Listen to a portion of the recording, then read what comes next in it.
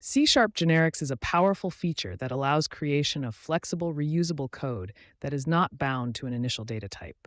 It also improves performance by avoiding unboxing and boxing between data types. Let's look at how generics work. Here, we created an int array with some values. We then call a method to display the array, passing the int array as argument. The method runs through each element in the array and displays it.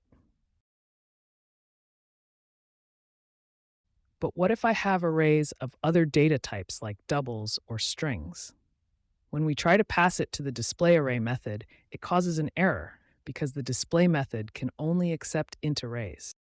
One way to solve this is to add more display array methods that take different data types as arguments. Although this works, it's really very repetitive since all three methods basically do the same thing. A better way is to use generics. We can remove the extra methods and modify one method to take different types of data. Here, just after the display array method's name, we added a T between angle brackets. This tells C# this is a generic method and will accept any data type and represent it as T. Now, simply replace every instance of a specific data type in the method with the character T. In this case, every int was replaced by T. On a side note, T is just a convention.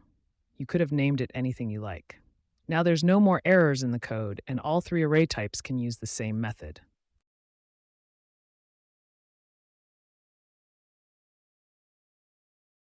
Generics are not limited to methods.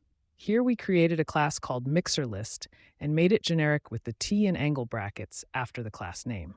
This means when we instantiate an object of this class, we can give it a data type. Inside the class, we made a list property, which is by definition a generic class in itself. This list will hold items of the MixerList class's data type. Then, for demonstration, we added a method to mix the elements in the list. It runs through the list, and for each item, it picks another random index value. Then, in line 22, it swaps the two elements at index I and target using tuples. In our program, we create a MixerList object with data type int so that its items will be integers. Then, we add values 1 to 10 to its items list.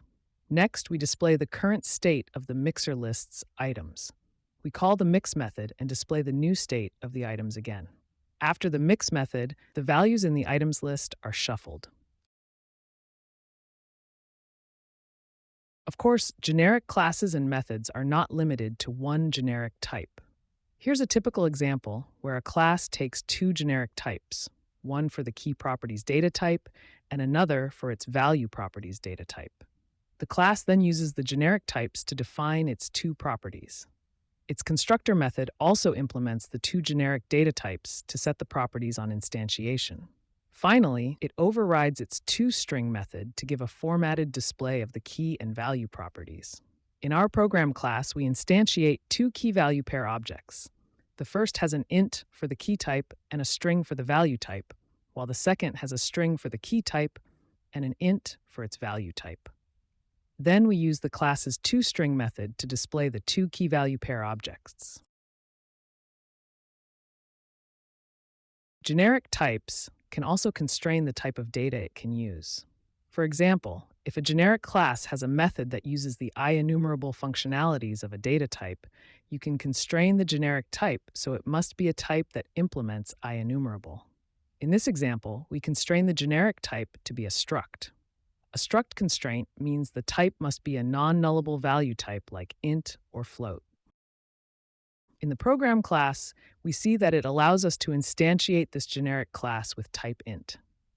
But if we create a reference type like an int array and try to use this to instantiate the generic class, it gives the error that the type must be a non-nullable value type. There are several generic constraints you can implement.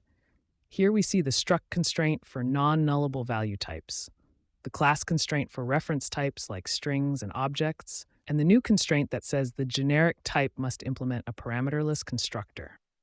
You can also combine two or more constraints. For more videos on C#, hit subscribe and click the reminder. Give us a like so the video can be visible to more people.